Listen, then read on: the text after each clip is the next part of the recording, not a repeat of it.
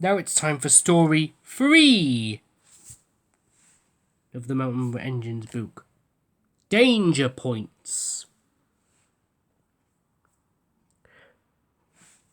Donald brought Culdee up the valley to the exchange siding, where he was soon offloaded by a crane.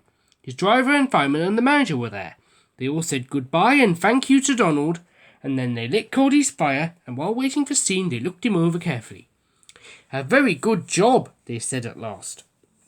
Culdee sizzled happily. "Oh, it's lovely to be at home and in steam again," he said.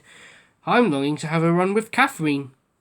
"Come on then," says driver, and they trundled to the shed. Catherine was very pleased to see him, and they went for a short run. "I've had to go with Lord Harry lately," he said.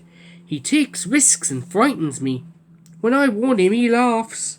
"Oh, never mind," comforted Culdee. "It'll be all right now."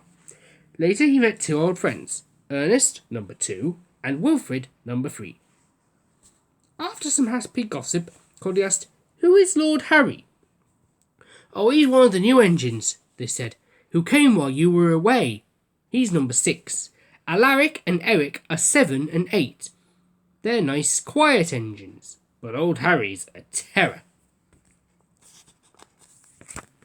The next afternoon, Lord Harry rolled by with a reluctant coach on his way to the platform. "Ugh, stupid things," he grumbled. "They're all scared of coming with me." "You're too reckless," said Culdee. "That's why."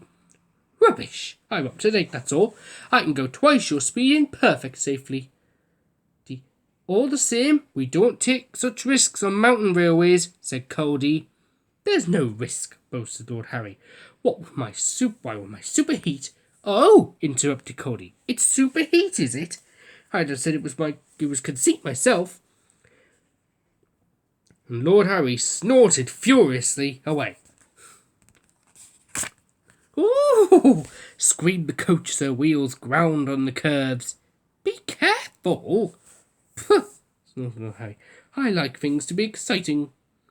Every wise mountain engine knows that you do not take risks and that points must be taken slowly, for there the rack rail can have no guards.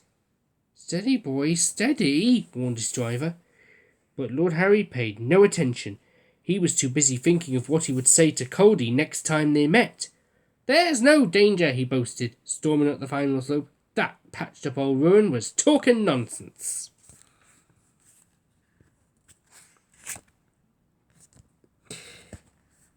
The telephone rang in the shed, and Culdee's crew were joined by the manager.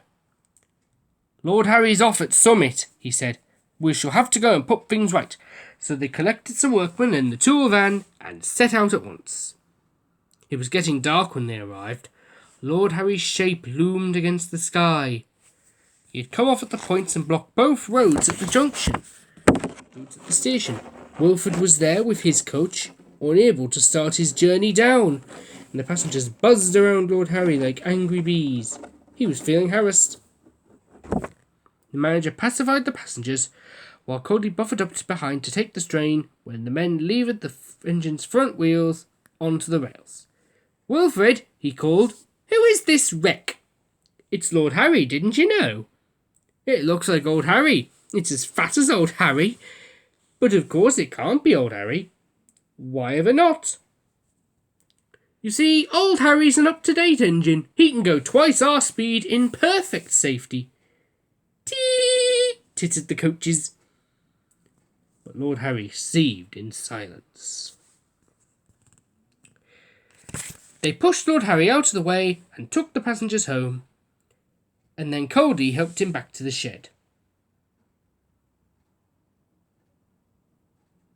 "It was that coach, sir," blustered Lord Harry.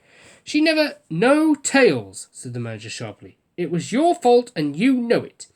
You upset our passengers and nearly damaged yourself by taking risks.